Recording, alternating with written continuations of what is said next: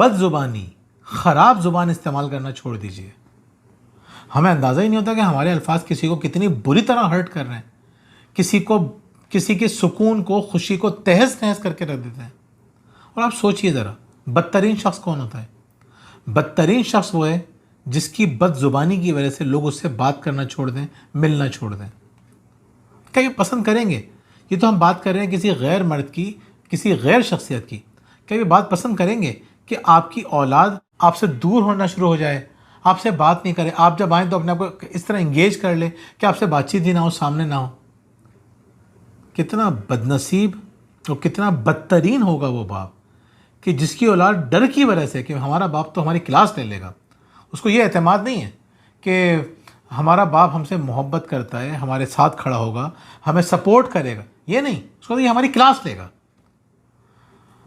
बहुत बुरी हालत है नाज़रीन। दो नुकसान होते हैं बहुत बड़े। आज आप ये बदतमीज़ी कर रहे हैं, आज आप ये बदजुबानी कर रहे हैं, कल क्या होगा?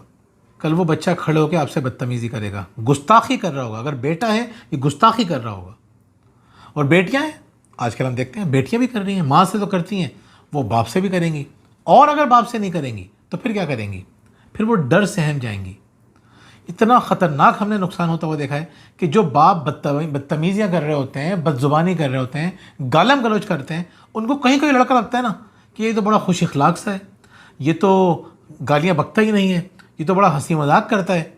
यकीन करें उसकी बातों में फ़ौरन आ जाती हैं।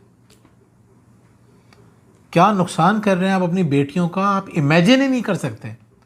वो एक आइडिया बनाती है अपने जहन में एक ऐसे मर्द का कि जो बड़ी मोहब्बत से, बड़ी खुश अखलाकी से बात करता है। अरे भाई, वो लड़का अगर बाहर मिलता है, यूनिवर्सिटी में, कॉलेज में, स्कूल में, मोहल्ले में, जॉब पे, तो क्या वो हमें खड़ा होकर बदतमीज़ियाँ करेगा? वो गालियाँ बकेगा। हम लोग क्या जहाँ जॉब करते हैं वहाँ गालियाँ बक रहे होते हैं, बदतमीज़ियाँ कर रहे होते हैं, वहाँ तो बड़े डिसेंट बन के रहते हैं। लेकिन वो शख्स बेवकूफ़ बना देगा लड़की को, आपकी बेटी को। अल्लाह माफ़ करे, अल्लाह ताला हम सब की बेटियों को महफूज रखे। मेरी भी बेटियाँ हैं, मैं भी चीज़ें सोचता हूँ।